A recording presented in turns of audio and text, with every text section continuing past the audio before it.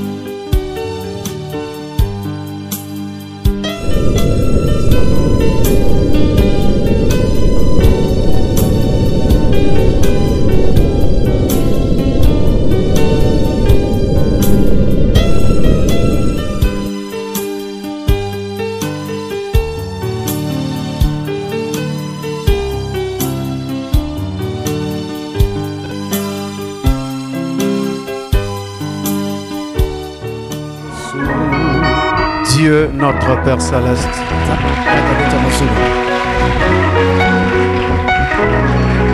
nous venons à toi sous le sang versé de l'agneau et te recommandons toutes choses afin que cette réunion soit entièrement conduite par toi-même.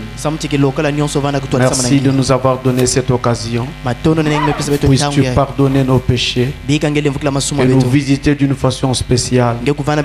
Alors nous serons vraiment, Père Tout-Puissant, rassasiés et de plus en plus préparés à te rencontrer. Voici, nous t'avons recommandé ce moment. Bénis-le. Et bénis également ce moment partout où nos frères sont rassemblés ailleurs. Au nom de Jésus-Christ. Amen. Amen.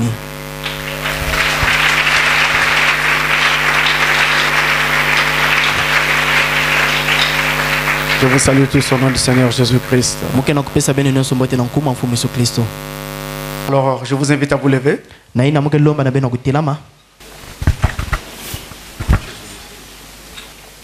Nous prenons Daniel au chapitre 6 et nous allons lire du verset 1 au verset, qu'est-ce que je dis, du verset 7 au verset 8. Daniel chapitre 1, Daniel chapitre 6, verset 7 à 8.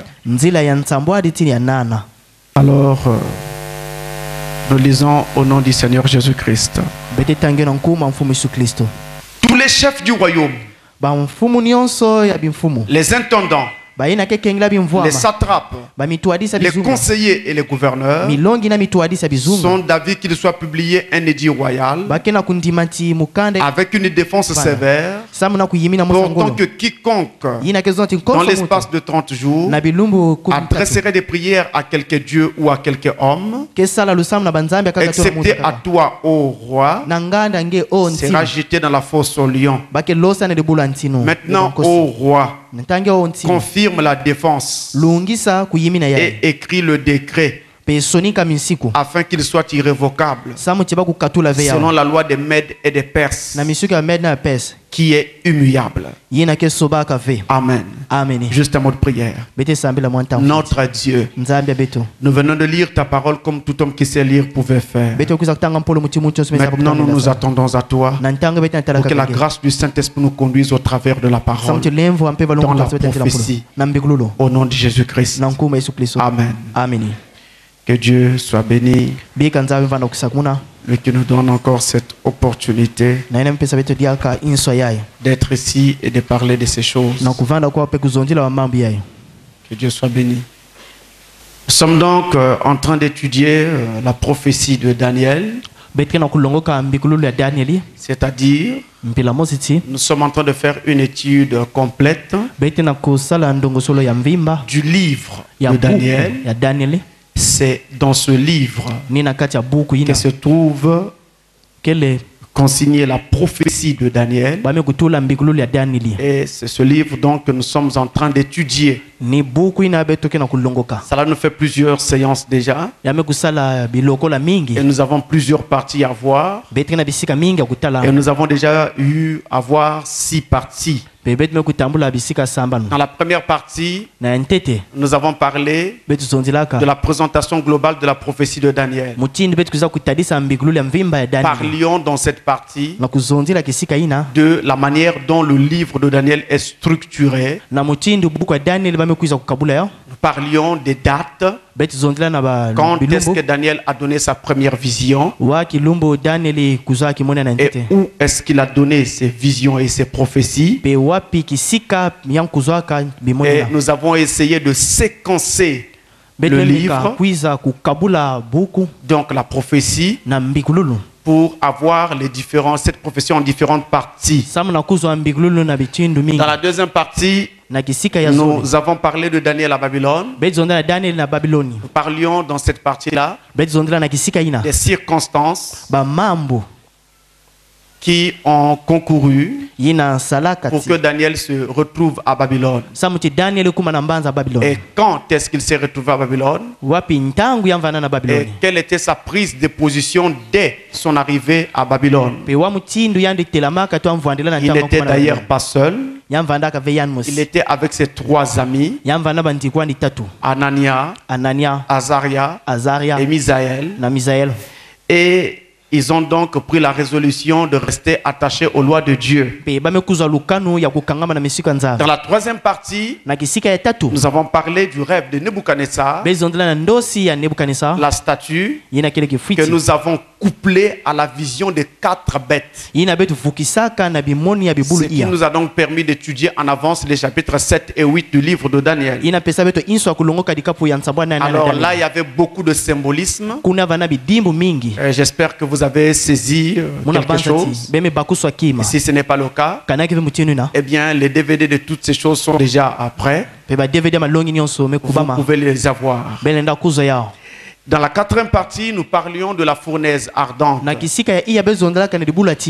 3 Hébreux, les amis de Daniel, Anania, Azaria et Misaël, qui avaient été jetés dans la fournaise ardente parce qu'ils avaient refusé d'adorer une statue. Le roi avait érigé une statue qui était faite à l'image d'un homme saint, c'est-à-dire Daniel.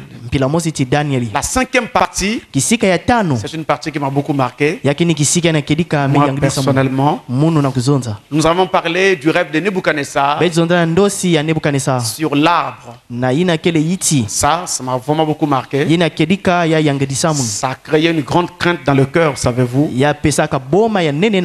Simplement parce que de voir comment est-ce que Dieu dirige en fait les choses des hommes. Et quand nous pensons que tout va mal, en fait pour Dieu tout va bien. C'est pour nous les hommes que tout va mal, mais pour Dieu tout va bien. Parce que chaque chose fonctionne d'après son programme. Ça c'était donc la 5e partie. Dans la 6e partie, nous avons parlé de du festin de Belshazzar, le dernier roi de Babylone. Festin qu'il avait organisé. Le jour même où d'ailleurs il trouvera la mort, quand les Médo-Perses vont entrer dans Babylone. Et lors de ce festin-là, l'élément particulier c'était la main qui était apparue pour écrire sur le mur en langue araméenne, Mene Tekel Upharsin, qui était un message annonçant la fin du royaume de l'Empire babylonien, ce qui était en même temps également la fin de Belshazzar lui-même, et ensuite l'entrée en scène d'un nouvel empire qui est l'empire Médo-Perse. Alors aujourd'hui, nous allons donc aborder notre 7e partie. 7e partie que nous intitulons Daniel dans la fosse au lion. Nous sommes dans Daniel chapitre 6. Mais c'est notre 7e partie. C'est la 7e partie de notre étude. Alors, quand nous lisons ce chapitre de Daniel, ce chapitre 6, il y a quelque chose qui saute tout de suite à l'œil. C'est que les rois ont changé. Nous prenons Daniel chapitre 6, verset 1. Nous lisons tout de suite. Darius trouva bon d'établir sur le royaume 120 satrapes qui devaient être dans tout le royaume. Ça c'est Daniel 6 verset 1. Darius. Il ne s'agit plus d'un nom babylonien. Il ne s'agit plus d'un roi babylonien. Maintenant, on a un roi médo-perse. Darius n'était pas babylonien. Il était médo-perse. Et pour être plus exact, il était mède. Parce que les mèdes et les perses s'étaient rassemblés pour avoir plus de force. Et ils ont formé un empire qu'on appelait l'empire médo-perse. Et Darius était Mède. Et comme il gouvernait au nom de cet empire médo-perse, c'est pourquoi on dit aussi qu'il était médo-perse. Belshazzar était le dernier roi de l'empire babylonien. Et lorsque Belshazzar quand son règne a pris fin, nous étions donc en 538. Mais je voudrais souligner que en ce qui concerne ces différents royaumes, vous constaterez souvent des écarts d'une année dans les différents documents historiques que vous pourrez consulter. Dans certains, on vous dira que l'empire babylonien a pris fin en 538. Et dans d'autres documents, on vous parlera de 539. Mais une chose reste au moins une évidence, c'est que l'empire babylonien a pris fin exactement le 29 octobre de ces années-là. Le 29 octobre, c'est ce jour-là que les Médo-Perses vont entrer à Babylone. Et donc on va trouver cet écart d'une année, autour d'une année, dans la plupart des dates qui concernent ces empires. Et cela ne devrait pas vous emmerder. C'est d'ailleurs un problème que nous retrouvons dans l'histoire. Un problème qui est récurrent dans l'histoire. Alors, nous avons donc les Médo-Perses qui prennent la place des Babyloniens. Babylone était une grande ville, vraiment fortifiée. En tout cas, on aurait dit imprenable. Mais elle avait été prise parce que les Médo-Perses, qu'est-ce qu'ils avaient fait? Ils ont détourné le cours du fleuve Euphrate qui traversait la ville. Et quand ils ont détourné le cours du fleuve, alors ils ont eu une portion du cours du fleuve qui était donc asséché. Alors ils ont marché sur ce lit asséché du fleuve et ont pénétré dans Babylone. Parce que l'Euphrate traversait la ville. C'est comme ça qu'ils avaient pu prendre Babylone. Et ils sont devenus les nouveaux maîtres. L'empire babylonien avait pris fin. Et maintenant c'était l'empire médo-perse qui régnait. Les Médo-Perses qui vont aujourd'hui être beaucoup sollicités dans notre étude avaient donc pour premier roi ce Darius dont nous parlons. Et il faut également noter une chose très importante. Ça va nous aider dans la compréhension de l'histoire de cette 7e partie. C'est que les Médo-Perses étaient des gens très rigoureux. Très rigoureux. Lorsqu'ils avaient voté une loi et que cette loi avait été promulguée, cette loi ne pouvait plus être modifiée, même pas par le roi lui-même. Il ne pouvait pas modifier cette loi. Voici ce que nous lisons dans le livre d'Esther. Dans Esther au chapitre 1. Esther chapitre 1. Et le verset 19. Nous lisons. Écoutez bien.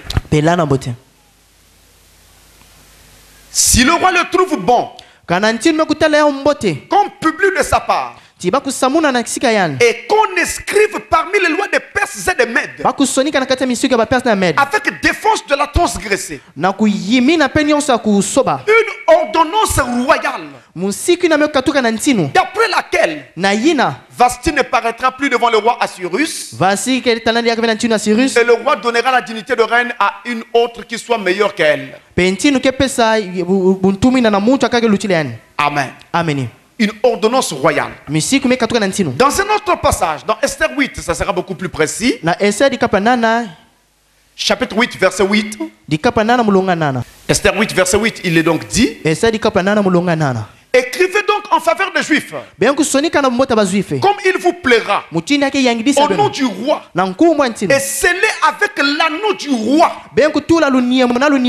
Scellez avec l'anneau du roi, car une lettre écrite au nom du roi, et scellée avec l'anneau du roi, ne peut être révoquée. Quand ils avaient décidé, ils ne reculaient pas. Quand une loi était promulguée, on ne pouvait plus l'annuler. Même le roi n'avait pas le pouvoir d'annuler une loi qui était déjà marquée de son sceau. Et si ces Médo-Perses étaient des gens très rigoureux, et Darius en était un parfait exemple. Ils étaient très rigoureux.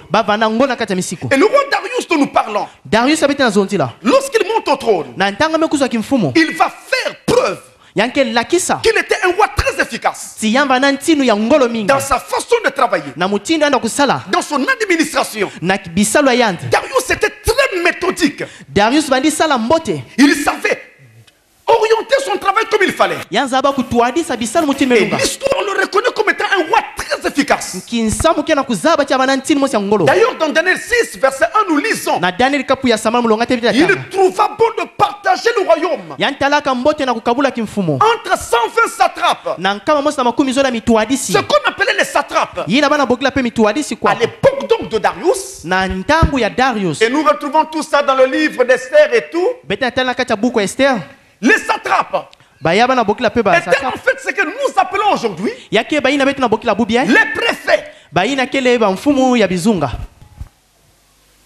C'est-à-dire des fonctionnaires chargés de l'administration d'un département. C'est ce qu'ils étaient. Et Darius a divisé son royaume en 120 parties. En 120 départements. Et il a mis à la tête de chaque département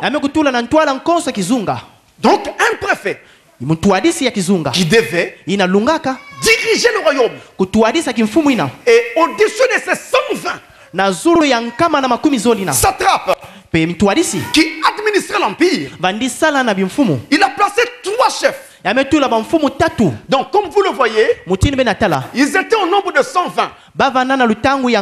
120 satrapes. Et au-dessus de ces 120 satrapes, Darius en a mis 3 qui contrôlaient ces satrapes-là. Donc vous pouvez comprendre qu'on avait un chef pour 40 satrapes. On en a fait un.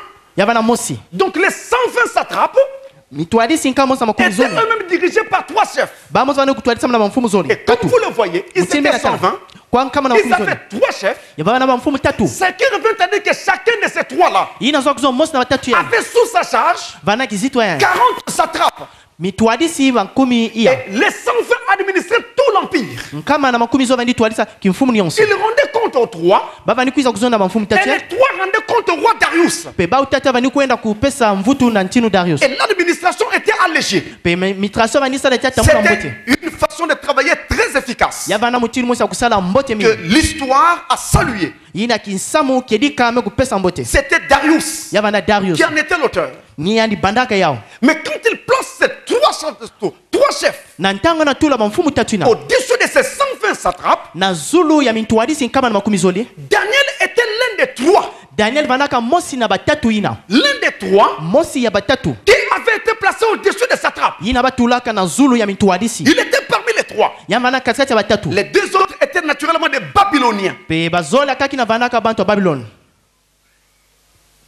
Et chemin faisant, il va être découvert que Daniel était différent de tous les satrapes, y compris des deux autres collègues qu'il avait.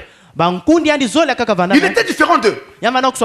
La Bible dit dans Daniel 6 verset 3 qu'on trouva chez Daniel un esprit supérieur. Un esprit supérieur. Il surpassait tous les satrapes. Il les surpassait tous. Il avait un esprit plus grand, plus fort, plus pénétrant. C'est ce qu'il était sur Daniel. À cette époque, quand Darius dirige l'empire, Daniel a environ 80 ans. Il attire tout de suite et gagne le respect du nouveau roi, Darius le Mède. Parce que Daniel avait beaucoup de choses que ses collègues n'avaient pas. Il avait de l'expérience. Ses collègues n'en avaient pas toujours. Lui, Daniel, avait travaillé sous Nebuchadnezzar. Il a travaillé sous Belshazzar. Il a connu les tumultes que Babylone avait connus. Quand il y a eu des changements de rois entre Nebuchadnezzar et Belshazzar, les Nabonides, les Nériglissards et autres, Daniel ne travaillant plus avec ces rois-là, mais il était là, il assistait à tout et voyait tout. Il avait de l'expérience. Ses collègues n'en avaient pas toujours. Et le roi, le nouveau roi, le remarquait déjà. Daniel était plein de sagesse dans sa façon de trancher des affaires, dans sa façon de diriger, dans sa façon de juger. Il y avait une empreinte de sagesse qu'on ne trouvait pas chez ses collègues. Daniel avait un véritable sens de l'histoire. Il agissait en tenant compte des temps et des circonstances. Se rappelons l'histoire, voyons ce qui s'était passé en telle et telle période, et adaptons sa politique à ces différentes choses. Ça lui permettra alors d'être judicieux dans tout ce qu'il entreprenait. Ce n'était pas le cas pour les autres.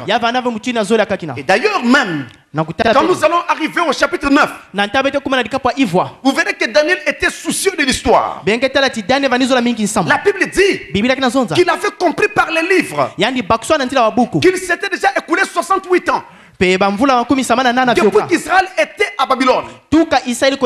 Et que selon la prophétie de Jérémie, il restait à peine 2 ans pour qu'Israël sorte de Babylone.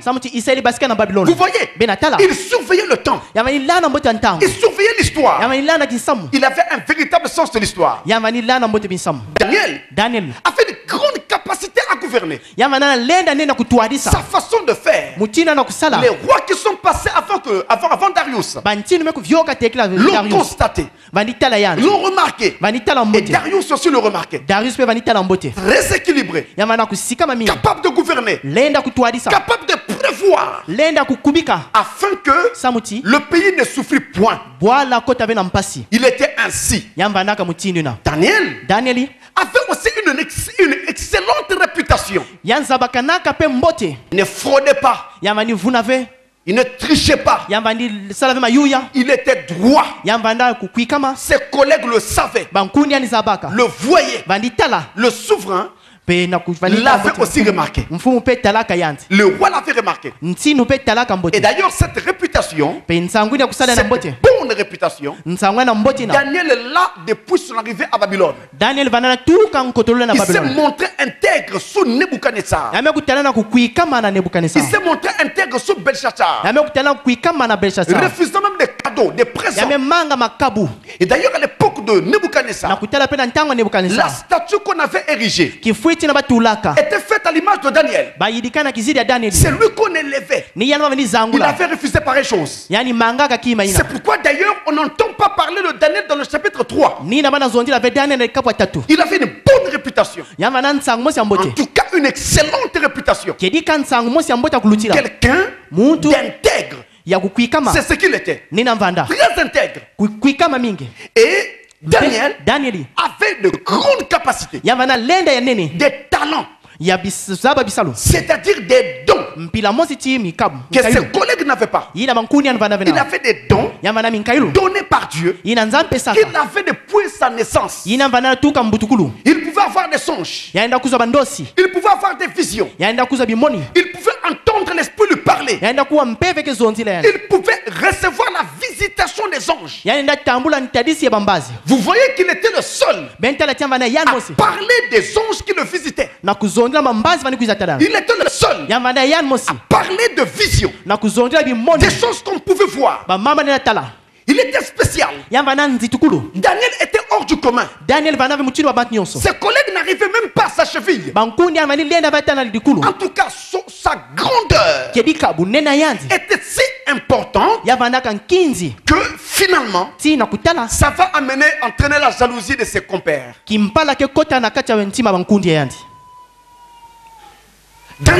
Daniel avait aussi un parfait équilibre d'esprit. Il n'avait pas ce qu'on appelle un esprit partisan. Il savait rester au milieu et faire les choses avec droiture. Il a donné cette preuve aux Babyloniens. Et il faut souligner les révélations que Dieu lui accordait. Chose que les autres en fait n'avaient pas. Mais il les recevait parce qu'il avait des talents, des dons, des capacités que Dieu lui avait données. Donc vous voyez qu'un tel personnage, en tout cas, était une grande personnalité. C'était quelqu'un de particulier. C'était quelqu'un qui était hors pair. En tout cas, j'ai presque envie de dire qu'en son temps, il était le seul. Du moins, là où Dieu l'avait placé. Il était particulier. Et quand il y avait des situations difficiles, c'est Daniel qu'on appelait. Il avait l'art de résoudre les questions difficiles. Et on l'appelait pour cela. Donc vous voyez que son étoile montait un peu trop. Et les hommes en général, ça ce n'est pas une chose d'aujourd'hui. Quand on voit quelqu'un dont l'étoile monte un peu trop, ça crée de la jalousie. Ça crée de la jalousie. Et la grandeur de Daniel a donc créé de la jalousie tout autour de lui. Ses collègues sont devenus jaloux de lui. Et là où il y a la jalousie, la haine n'est pas très loin. Ils l'ont haï sans raison. Alors que Daniel ne se servait même pas lui-même. Il ne faisait rien pour avoir un profit personnel. Il faisait tout dans l'intérêt de l'empire. Mais tout en sachant qu'il n'était pas babylonien. Il était conscient qu'il devait repartir à Sion. Et d'ailleurs, il attendait le retour d'Israël vers Sion.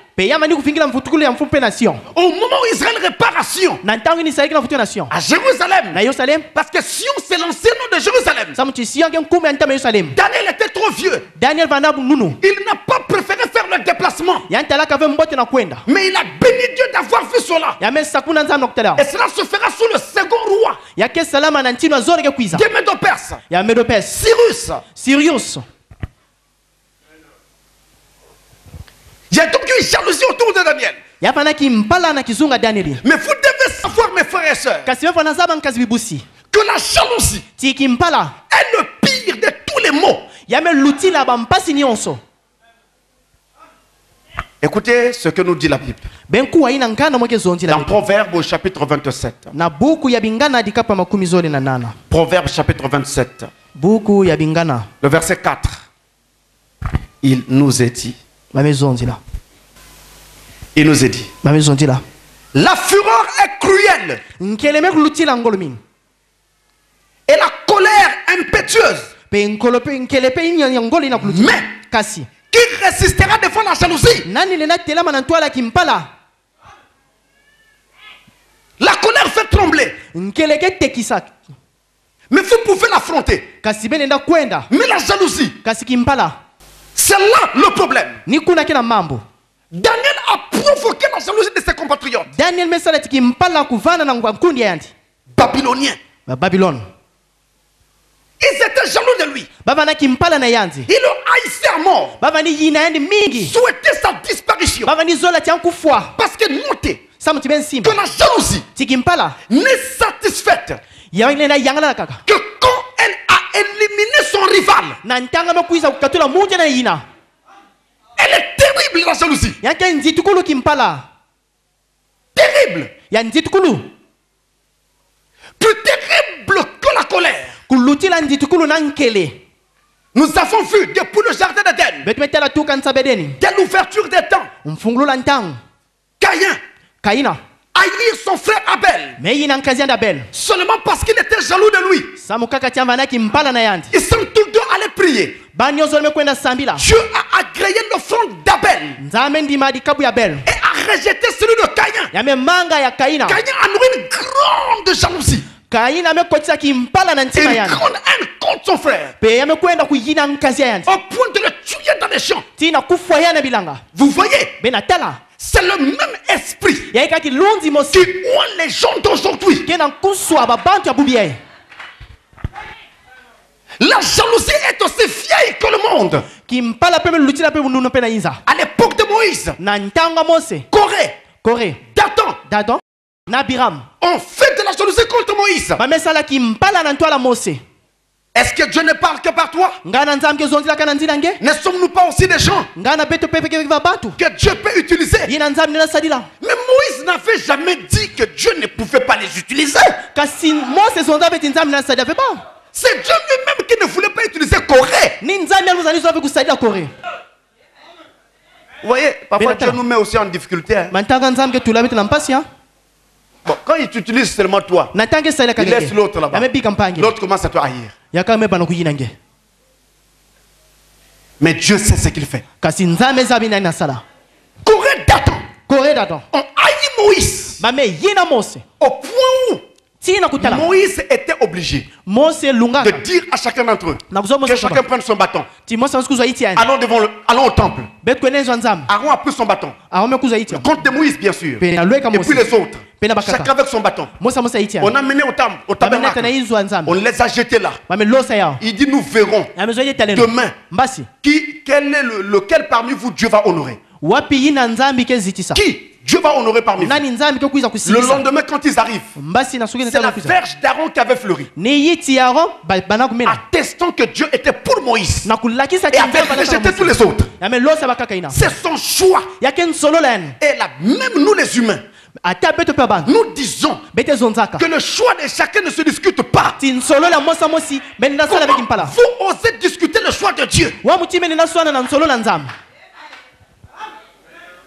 Joseph a été haï par ses frères par jalousie parce qu'il a fait des dons particuliers, des songes spirituels, des visions depuis son enfance. Ses frères l'ont haï le jour qu'il leur a dit un songe. Ils étaient tous rassemblés, ils partageaient un repas et Joseph te dit papa j'ai fait un nouveau songe ce soir, parle mon fils, vas-y.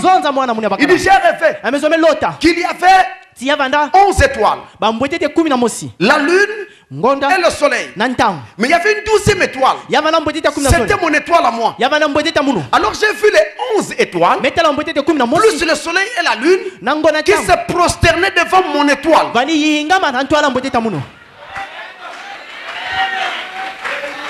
Les problèmes sont nés Son père dit quoi? Tu veux dire que moi le soleil, ton père, ta mère, la lune, et tes 11 frères, les étoiles, nous allons nous poser devant toi. La jalousie est allée si loin qu'on a fini par vendre Joseph en Égypte. Vous voyez là où amène la jalousie? On a attaché comme un vulgaire animal. On a jeté dans un puits. Après on a vu des marchands ismaélites qui passaient.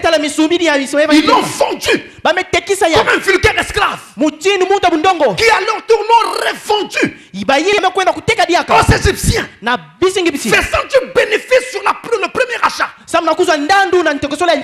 terrible. Et c'est à cause de la jalousie.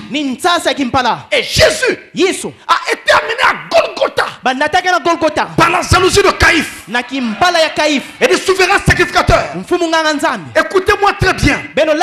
En général, quand Dieu élève un homme, cela entraîne toujours de la jalousie contre cet homme.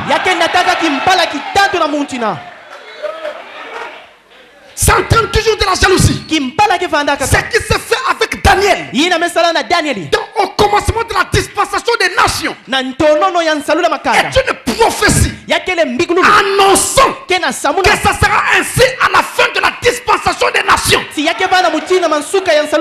Les gens seront jaloux, haineux, colérique à l'égard d'autres parce que Dieu les a élevés. Mais je peux vous dire une chose: quand Dieu a déjà élevé quelqu'un, personne ne peut le rabaisser.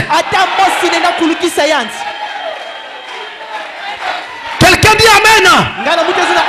Quand Dieu a élevé, personne ne peut descendre parce que c'est Dieu qui l'a fait. Et personne ne peut donner un conseil à Dieu pour lui dire tu as fait un mauvais choix. Le choix de Dieu est le meilleur.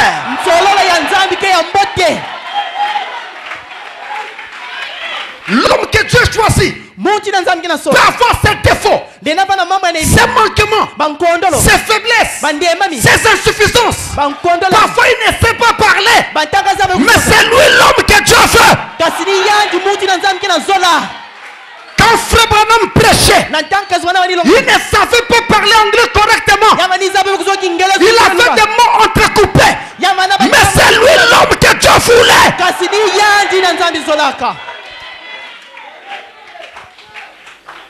Et cette haine contre Daniel est un type de ce qui se passerait en ce temps de la fin. Écoutez ceci.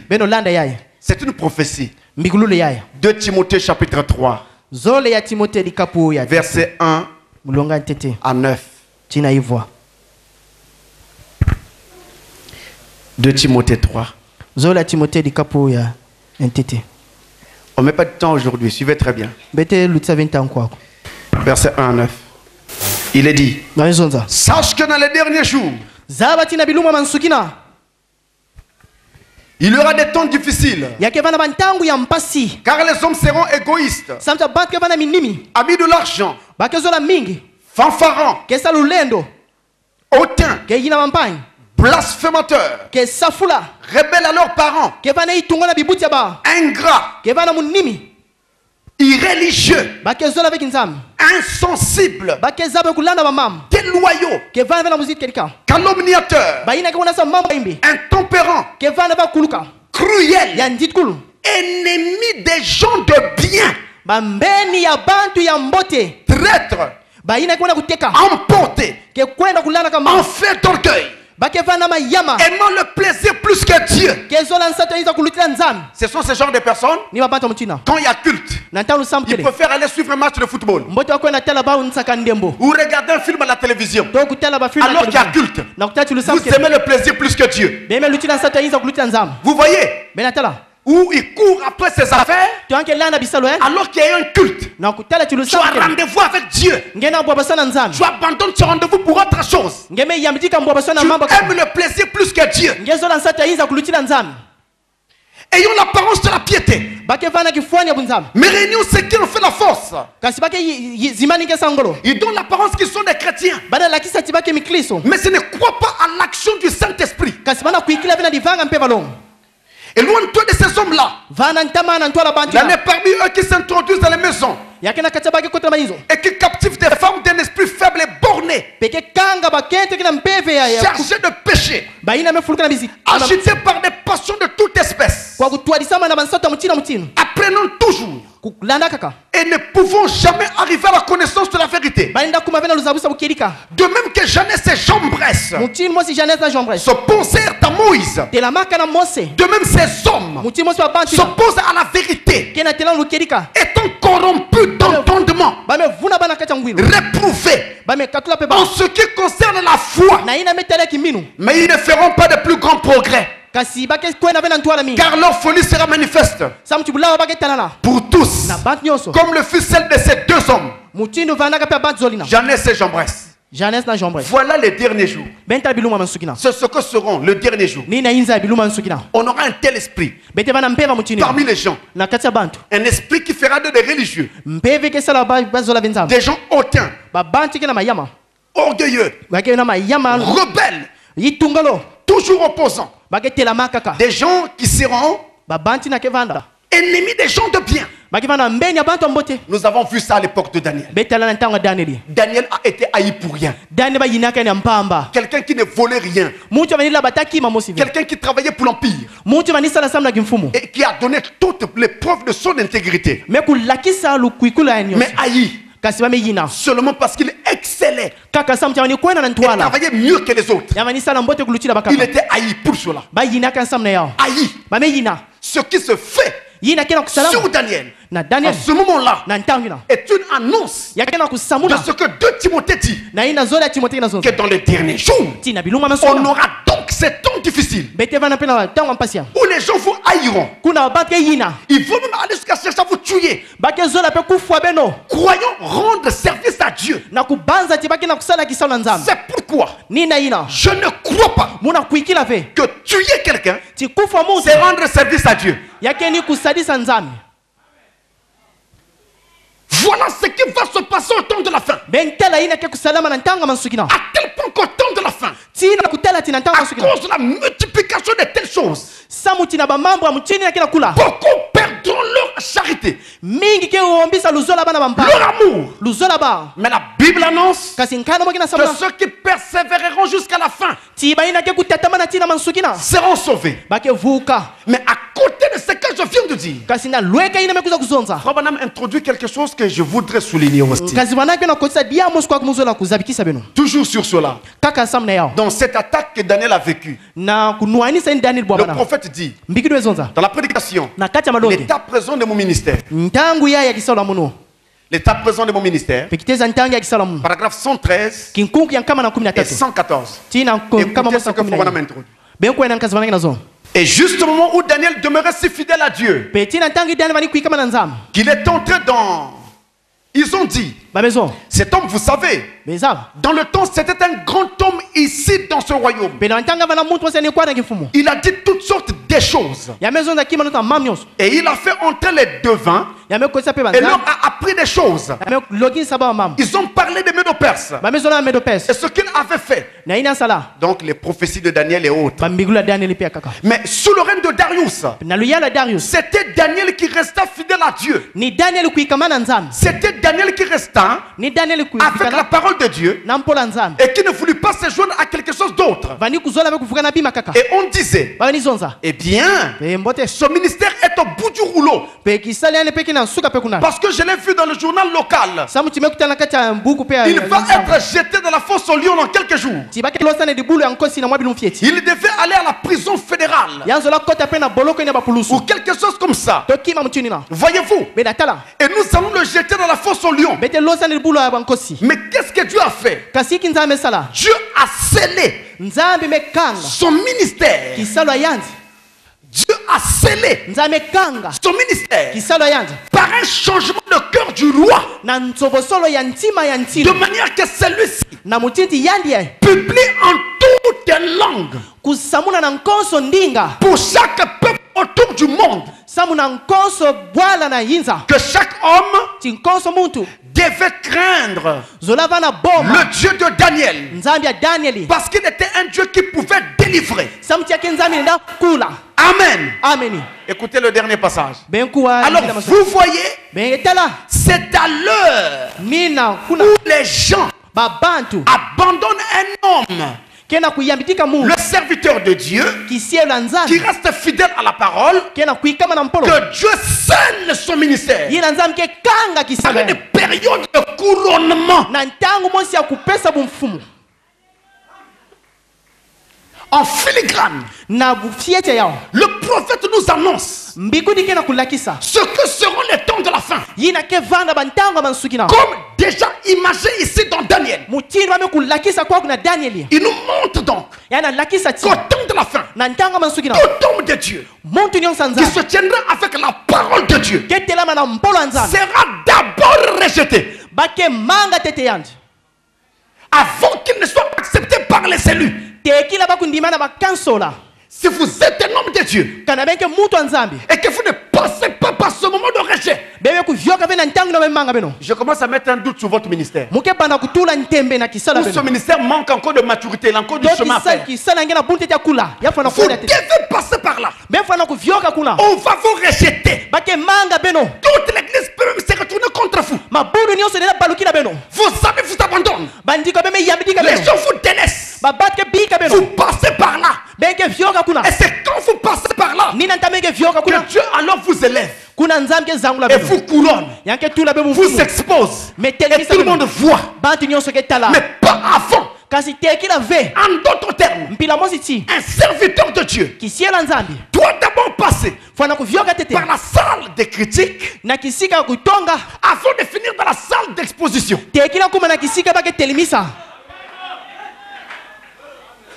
Cela veut encore dire qu'au temps de la fin, les gens haïront les hommes de Dieu sans raison valable. C'est encore une prophétie. Oh, le pasteur là, je ne l'aime pas.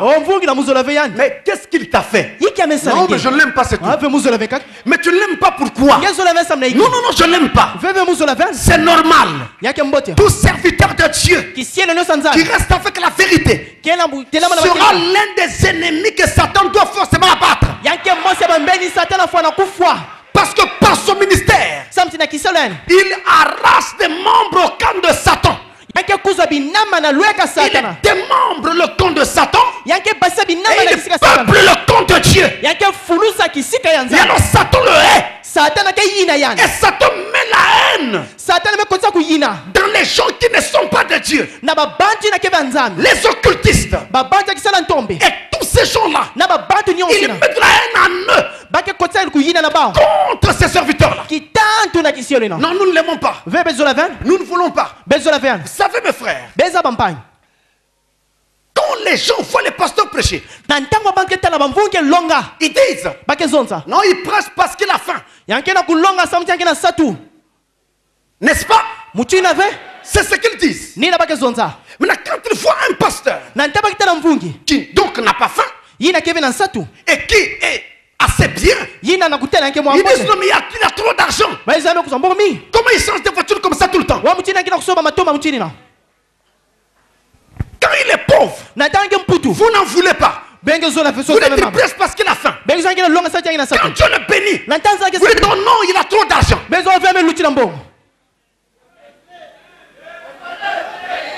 Ça revient à ce que Jésus a dit. Jean-Baptiste est venu. Ne mangeons point et ne buvons point. Vous avez dit qu'il a un démon. Maintenant moi le fils de l'homme je viens mangeant et buvant. Vous dites que j'ai un démon.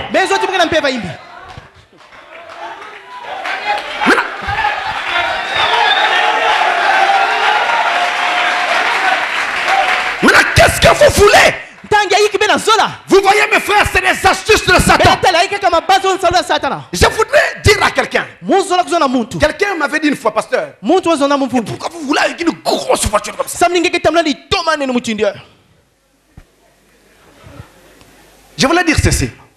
Si vous ne voulez pas croire à ce pasteur, parce qu'il a une grosse voiture, croyez au bon pasteur qui a une bicyclette. Or, même là, vous ne croyez pas. C'est qu'il y a un problème avec vous. Ce n'est pas la bicyclette, ce n'est pas la voiture. Le problème est avec votre âme. Vous ne voulez pas vous soumettre à la parole de Dieu. C'est une prophétie pour les derniers jours. Les gens haïront les hommes de Dieu. Voilà la vérité.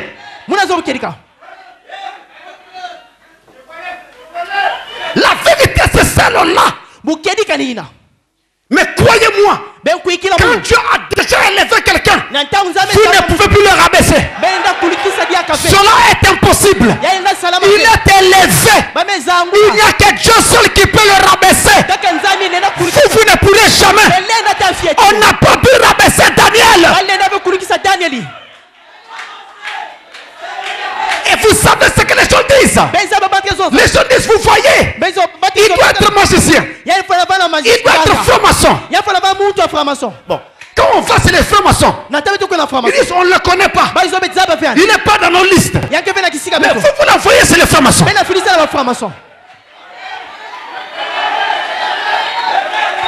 Les francs-maçons ne supportent pas cet évangile.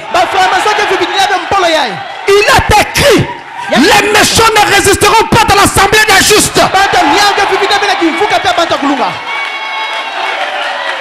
Si j'étais franc-maçon, je ne parlerais pas ainsi. Mais je parle parce que je ne suis pas franc-maçon.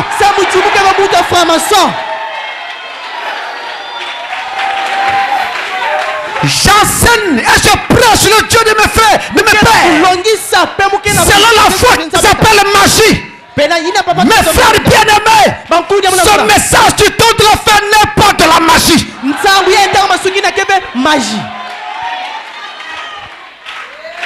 Je le dis ouvertement, ce n'est pas de la magie. La différence, c'est que nous ne parlons pas seulement, mais nous avons quelque chose que les autres n'ont pas. Au temps de la fin, les gens haïront les serviteurs de Dieu. Il est ceci. Alors, il est trop mince. Mais quand celui qui est gros vient, il est aussi trop gros. Est-ce qu'il jeûne même? Qu'est-ce que vous voulez? Est-ce que c'est son poids? Le poids d'un pasteur ne chasse pas les démons. Mais c'est la parole dans sa bouche qui chasse les démons.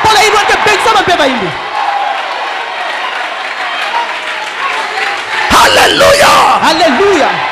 On n'a pas besoin d'être gros pour être un grand dirigeant. Mais on a besoin de Dieu grand pour être un grand dirigeant.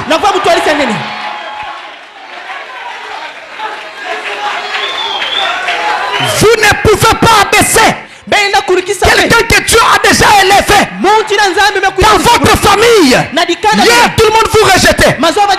Aujourd'hui, on commence à dire que vous faites la magie. Quand je n'avais rien, il n'y avait personne. Maintenant que Dieu donne, tu deviens magicien.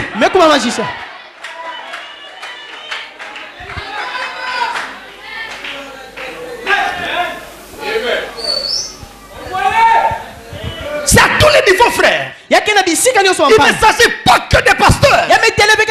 Il s'agit aussi des chrétiens. On a dit à un frère, il a passé 2 ans sans travail. 2 ans. Quelques temps après, il a prié. Il venait jeûner même à l'église. Dieu l'a béni. Et quand Dieu bénit, il lui donne un travail qui lui rapporte des millions sans attendre la fin du mois. Construit une grande et belle maison.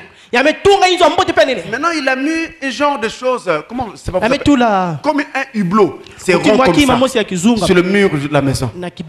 Quand les gens disent, ça c'est l'œil des francs-maçons.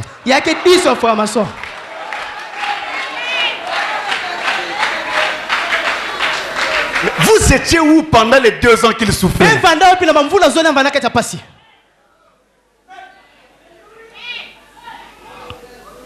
C'est Dieu qui élève. Alors mes frères, suivez ce qui se passe. Les ennemis de Daniel, qui étaient en même temps les ennemis de l'État, parce qu'ils montaient ce complot également pour déstabiliser Darius. On va donc les appeler les conjurés, ceux qui s'étaient rassemblés pour monter un complot contre. Donc les comploteurs, ces conjurés-là, vont alors chercher comment il fallait faire tomber Daniel. Ils ont regardé sa vie. Il n'y a pas de faute. On ne voit pas sur quoi l'accuser. Ils fouillent. Ils prennent des renseignements. Ils appellent les gens. Dites-nous comment. Dites-nous. Ils prennent des renseignements. Maintenant, comment on va faire pour le faire tomber? Il faut seulement trouver une faiblesse dans sa parole, dans son Dieu là, sa prière. Les voilà qui disent, comme le roi Darius aime la gloire et les honneurs, et tous les rois avant lui aimaient prendre les titres de divinité, on va lui dire, Darius, tu es un grand roi comme les autres. On va aussi t'appeler Dieu. Et maintenant nous voulons que pour marquer ça, pendant 30 jours, personne n'a pris un autre Dieu dans tout le royaume excepté toi. Darius dit, oh, mais vous venez seul. Où est Daniel? Oh, mais tu connais comment Daniel t'aime. Lui-même déjà, Daniel, il t'aimait vraiment à ta place. Il est d'accord avec ça. C'était un mensonge.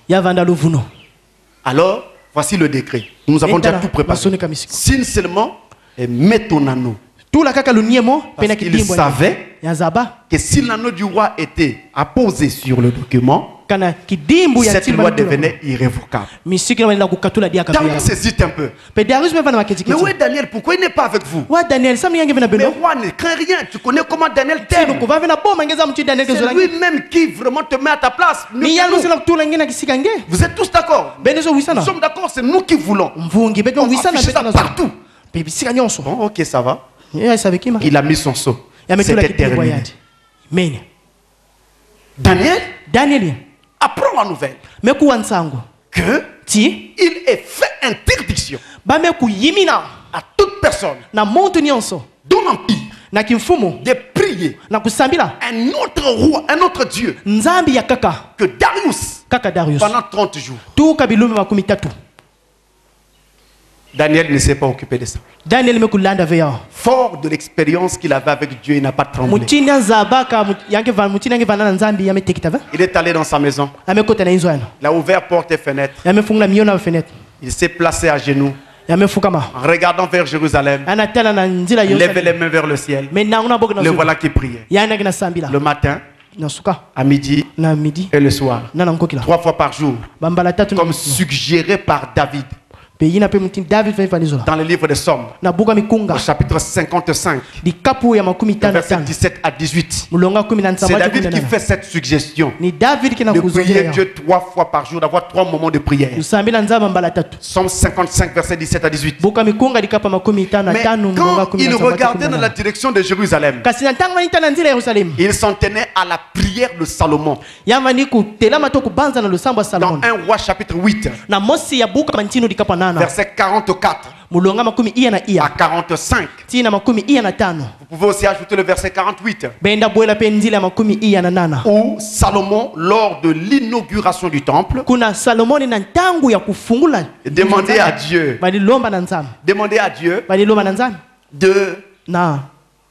d'assister chaque enfant d'Israël où qu'il sera, et même s'il est en difficulté, quand il se tournera vers cette maison et priera, eh bien, exauce-le. Alors, c'est pourquoi les Hébreux faisaient comme ça. Regardez toujours dans la direction de Sion, de Jérusalem. C'est-à-dire qu'ils regardaient toujours vers l'est. Voyez-vous, c'est comme ça qu'ils priaient tout le temps. Ils prenaient cette position. Donc, il n'a rien modifié. Il est resté intangible. Il continuait son activité spirituelle normalement. Il n'avait rien à se reprocher. Il servait son Dieu librement. Alors les gens savaient quel moment il priait. On est donc parti le prendre à ce moment-là. Daniel, n'as-tu pas lu ce décret? Si, je l'ai lu. Mais pourquoi n'as-tu pas osé ou voulu le respecter? On ne peut pas faire quelque chose pour toi. Parce que la loi des Mèdes et des Perses est intangible. On prend Daniel. On ne peut pas le condamner directement. Il faut qu'on l'accuse d'abord devant le roi. D'avoir enfreint l'ordre. S'il le condamne directement sans passer par le roi, c'est un fonctionnaire. Le plus proche du roi. Le roi va se fâcher contre eux. Il l'amène devant le roi Darius. Roi Darius, nous avons trouvé un homme dans tout l'empire. Tu ne respectes pas le décret que tu as signé. Punissez-le comme la loi le dit. Il dit Darius, c'est un problème. C'est que cet homme n'est pas n'importe qui. C'est Daniel. On le présente au roi. Le roi se fâche contre ces gens. Qu'est-ce que vous m'avez fait? Vous m'avez trompé. Vous avez flatté mon ego. Vous avez flatté mon amour propre, ma vanité, ma gloire. Pour que je signe un tel décret et que je condamne mon meilleur ami. Ça, pas question. Il ne sera pas condamné. Les gens disent attention roi. Doucement. Roi doucement. La loi des Mèdes et des Perses est irrévocable. Tu as déjà mis ton sceau. On ne peut plus changer. Même toi le roi, tu ne peux plus changer une telle loi. Ça a toujours été comme ça. Il dit mais ce n'est pas possible. Le roi a résisté. Il dit non, vous m'avez trompé. Les adversaires ont aussi insisté. Il dit cet homme doit être condamné. De toute façon, il n'est pas babylonien. C'est un déporté de Juda. C'est sûr que c'est un ennemi du royaume. Vous voyez les invectives contre Daniel. On dit tout. Et même des choses que vous ne savez pas. Il faut le condamner. La loi est irrévocable. Darius était enlacé par ses propres lois. Il ne pouvait rien faire. Daniel ne parlait pas non plus. Oh, j'aime cela. Il était calme. Comme quelqu'un qui ne sait pas se défendre. En d'autres termes, il savait qu'il n'avait pas à se défendre lui-même. Mais il devait laisser la bataille à Dieu. On l'a pris. On l'amène comme un vulgaire bandit. Écoutez-moi très bien. Le royaume a tremblé. Il y a eu vraiment un signal dans tout le royaume que Daniel est condamné. Les Hébreux qui étaient dans la capitale étaient déçus, découragés, démoralisés. Daniel était leur phare. Le voilà qui était condamné. Ils se sont dit c'est terminé pour nous. Ils étaient malheureux. Ils ne savaient plus quoi faire. Écoutez-moi très bien mes frères. Frère Branham dit quand vous prenez position pour la vérité et que tout semble mal tourné de tous côtés, tenez bon. Dieu prendra position pour vous. Et souvent nous pensons que Dieu n'est pas avec nous parce que nous ne le voyons toujours pas tous les jours. Chaque matin, chaque soir, nous nous levons, nous nous couchons, mais nous ne semblons pas voir quelque chose de particulier de Dieu. Tout semble comme d'habitude. Et nous nous disons, mais je ne semble pas voir quelque chose de particulier. Attention, lorsque l'épreuve arrive, le Dieu qui a toujours été en foi apparaît.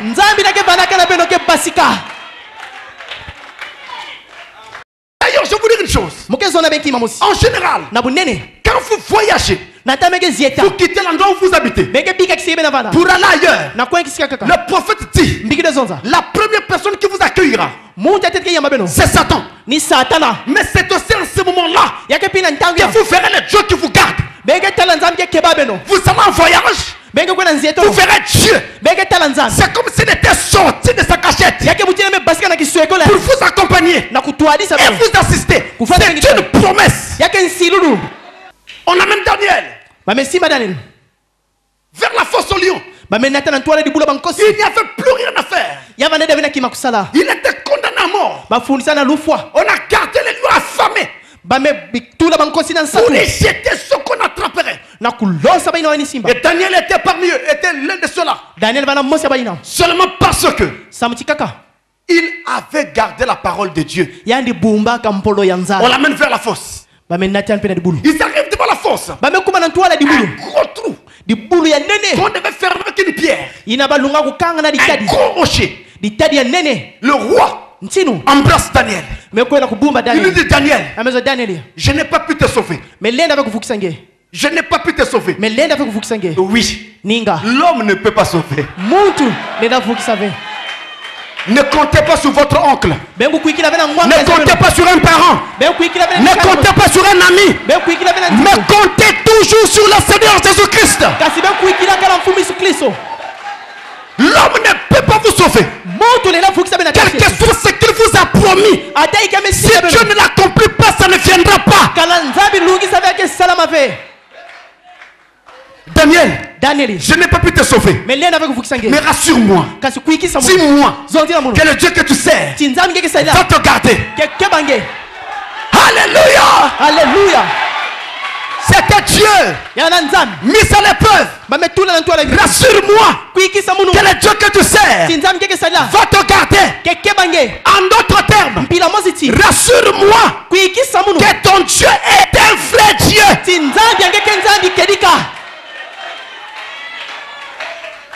Daniel dit, roi, sois en paix. Je comprends. Tu as fait ce que tu pouvais. Laisse faire. Comme un agneau qu'on amène à la boucherie, il ne se défend pas. Nous nous défendons parfois un peu trop. Laissons Dieu défendre notre cause. Alléluia. On l'a poussé à l'intérieur. Daniel rentre. Ils ont refermé le rocher. Ils ont remis le rocher. C'est-à-dire qu'on a mis là-dedans et on a scellé le trou avec la pierre de l'incrédulité. On verra comment il va sortir de là. On verra. On a scellé le trou. Daniel rentre dans le trou. Il avance dans le trou. Il avance. On a ouvert la grille qui devait libérer les lions. Dans le trou même. Quand on a ouvert les grilles, les lions sont sortis. Et les premiers ont déjà sauté pour bondir sur Daniel. Alléluia. Quand ils sautent pour bondir sur Daniel, l'ange de l'Éternel que Daniel avait toujours servi est sorti. Alléluia. Il s'est placé entre Daniel et les lions. Quand les lions virent l'ange, ils ont reconnu leur créateur. Alléluia. Les lions ont su. Ça, c'est notre créateur. C'est notre créateur. Les lions se sont accroupis. Ils se sont prosternés devant le créateur, l'ange de l'Éternel, le Dieu tout-puissant.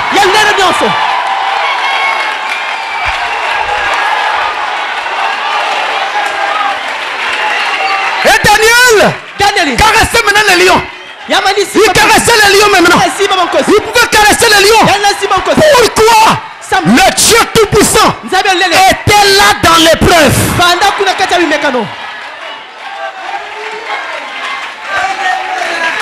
Je suis content de savoir que c'est ce Dieu-là que nous servons. Frère bien-aimé, sœur bien-aimée, je vous le dis la main sur le cœur. Le Dieu que nous servons, c'est ce Dieu-là. Et pendant que je parle, il est ici maintenant.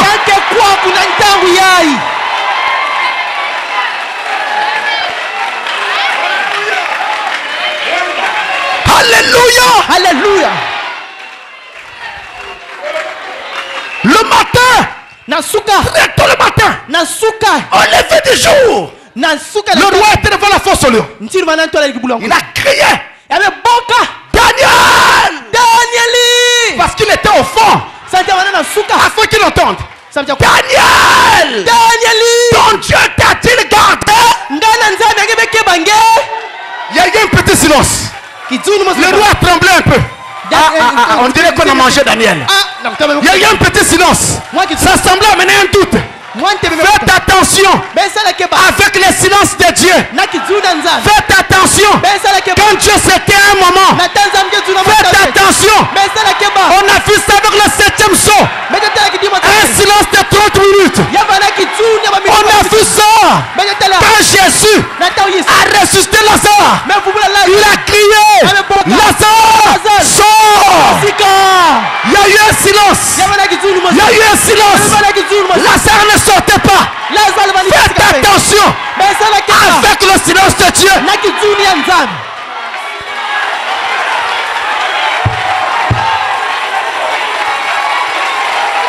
Oh my God. Soudain, le roi entend une voix du fond de la caverne, comme si elle venait d'une tombe. Oui, le diable l'avait presque tué, presque enterré. C'était dans une fosse au lion. Daniel crie, oh roi, viens à jamais. Le Dieu tout-puissant a envoyé son ange.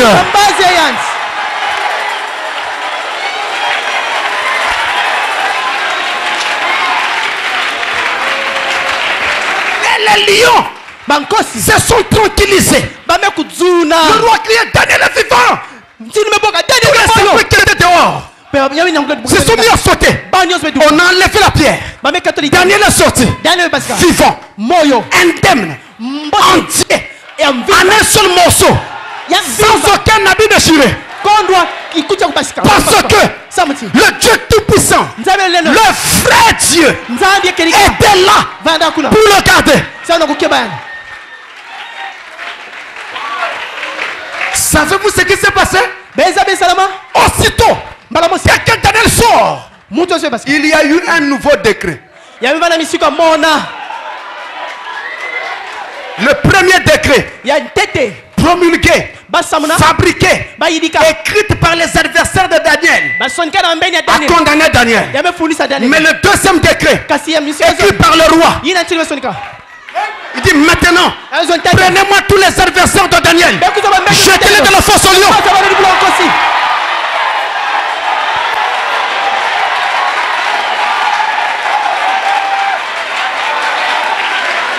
En d'autres termes, tous les démons, tous les ennemis, tous les adversaires qui t'attaquent aujourd'hui finiront dans la fosse au lion. C'est le second décret. Le premier décret t'a condamné. Ça venait des ennemis. Mais le décret qui vient du roi. Alléluia. Alléluia. Le décret qui vient du roi déclare aujourd'hui, tous les ennemis que vous voyez, vous ne les verrez plus jamais.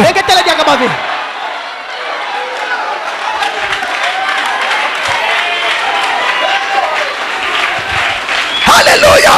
Alléluia. On a attrapé ces gens-là avec leur famille, femmes et enfants, tout le monde. Jetez dans la fosse au lion. Quand ils sont rentrés là, les lions les ont broyés jusqu'aux os. Il n'y avait pas d'ange pour les secourir. Oui, mes frères, je voudrais donner un conseil. Je donne un conseil aux sorciers. Je donne un conseil aux méchants. Je donne un conseil aux jaloux. Ne touchez pas les oins de Dieu. Alléluia. Ne touchez pas les oins de Dieu. Les gens que vous voyez là, ils sont terribles. En chacun d'eux, il y a quelque chose que le monde n'a pas.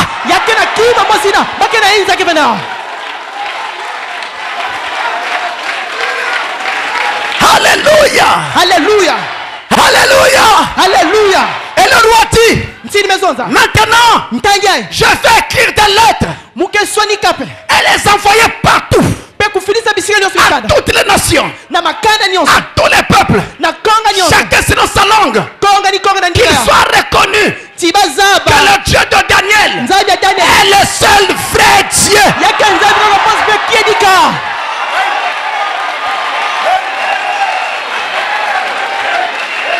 Écoutez comment Dieu cache les choses. Regardez comment il cache les choses. Il dit c'est le roi qui a écrit. C'est très bien.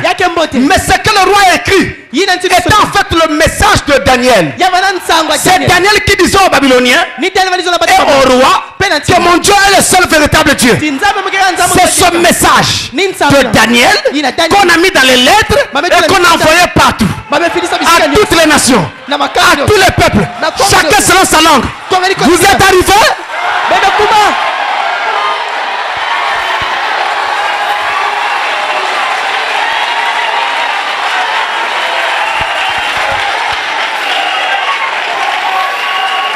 Au temps de la fin, il viendrait un Daniel et son message sera envoyé dans le monde entier. À toutes les nations, à tous les peuples, chacun selon sa langue. C'est quoi mes frères? Les brochures de Frère Branham.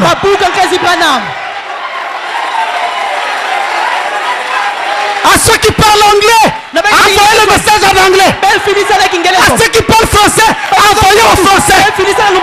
À ceux qui parlent portugais, envoyez en portugais. Alléluia.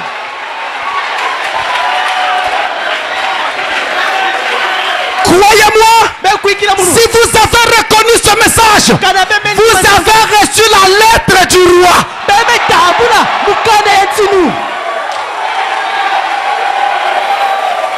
Quelqu'un dit amen. La lettre du roi. Alléluia.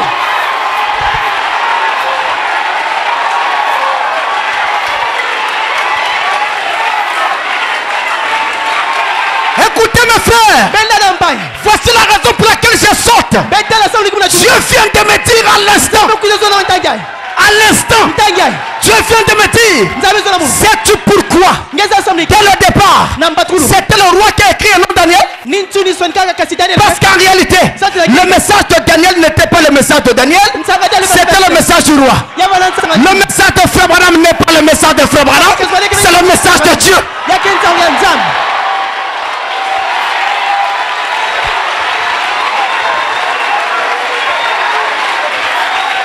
Si vous avez cru ce message, vous avez reçu la lettre du roi. Le roi lui-même, il t'a écrit. C'est la brochure que tu tiens. C'est la brochure que tu as. La lettre de Daniel. Amen. Frère, sœur, parfois nous pensons que Dieu nous a oubliés. Parfois nous pensons que Dieu nous a abandonnés.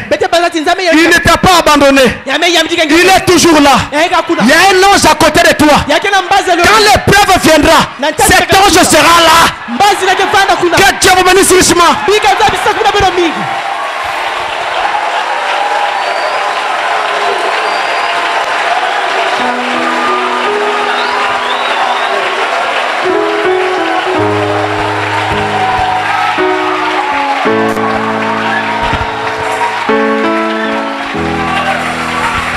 la lettre du roi. Oh, qu'est-ce que je suis content. J'ai reçu la lettre du roi. J'ai reçu la lettre du roi. C'est le message du temps de la fin. La lettre du roi. La lettre du roi. Amen. La lettre du roi. La lettre du roi. La lettre du roi. Alléluia. Amen. Amen. Amen. Amen.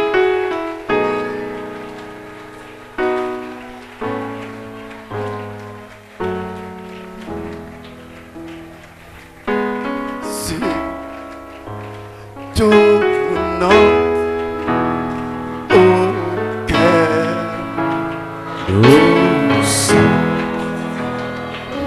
le sang va malheureux.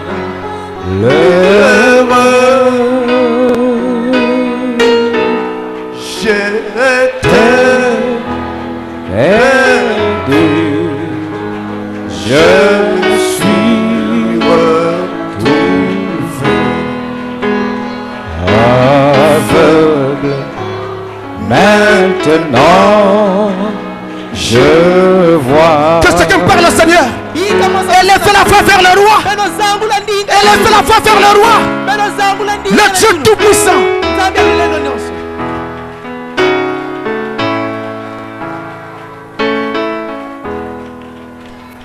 Que ce qui me parle, Seigneur. Parle-lui. Invoque-le. Parle-lui. Pendant que sa présence envahit la salle. Pendant que sa présence est partout. Parle-lui. Parle-lui.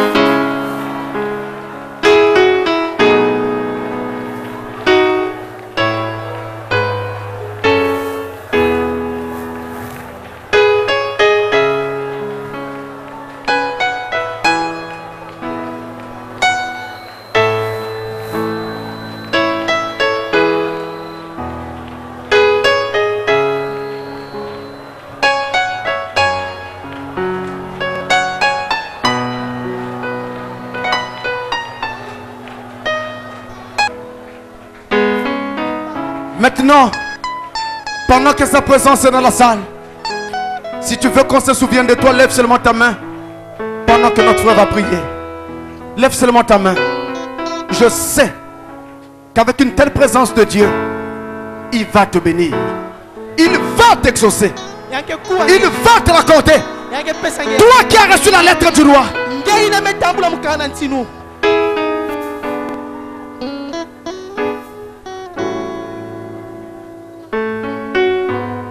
Dieu tout-puissant, notre Père Céleste, ce matin encore, tu viens de nous démontrer que tu es le même Dieu. Ce matin encore, nous avons reçu la lettre du roi. Père bien-aimé, toi tu ne parles pas en vain. Si tu as parlé ce matin, c'est que tu connaissais chaque cœur qui sera dans ta présence ce matin. Père bien-aimé, chaque personne ce matin représente un problème. Et il est écrit dans ta parole, c'est toi qui es la solution à tous nos problèmes. Comme tu l'as été pour Daniel, ce jour-là, ce matin encore au soleil couchant, tu as fait la même chose. Père bien-aimé, bien-aimé, maintenant, Seigneur, au nom de Jésus-Christ, que chacun reçoive ce qu'il désirait voir dans son cœur. Nous croyons de tout notre cœur. Satan ne pourra jamais arrêter cela. Que ceux qui ont besoin du Saint-Esprit reçoivent le Saint-Esprit. Que ceux qui ont besoin de la guérison physique reçoivent la guérison de leur corps. Que ceux qui ont besoin du travail reçoivent le travail. Dieu Tout-Puissant, s'il y a quelqu'un que nous voulons encore élever ce matin, c'est le Seigneur Jésus-Christ. Alors nous bénissons ton Saint-Nom. Nous glorifions ton Saint-Nom.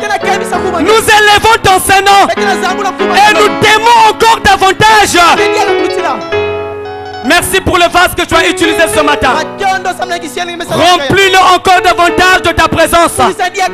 Tu connais, Seigneur, tous les complots que Satan est en train de fomenter contre lui. Mais nous croyons aussi, Père bien-aimé, que jamais il ne l'aura. Parce qu'il ne parle pas de lui-même, mais il parle de toi. Bénis aussi, Seigneur, son associé. Remplis-le encore davantage de ta présence. Garde-le encore plus près de toi. Et tous ceux qui travaillent dans cette maison, n'oublie aucun, Seigneur. N'oublie pas aussi, Seigneur, les âmes qui écouteront cette prédication au travers de Canal 7. Laisse que la même onction que tu as descendue ce matin puisse véritablement accompagner ce message dans leur maison.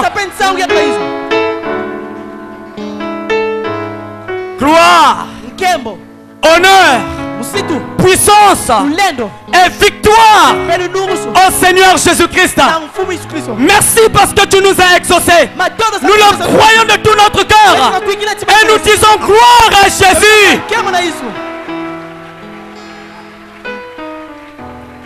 Au nom de Jésus-Christ notre Dieu, nous avons prié. Amen. Amen.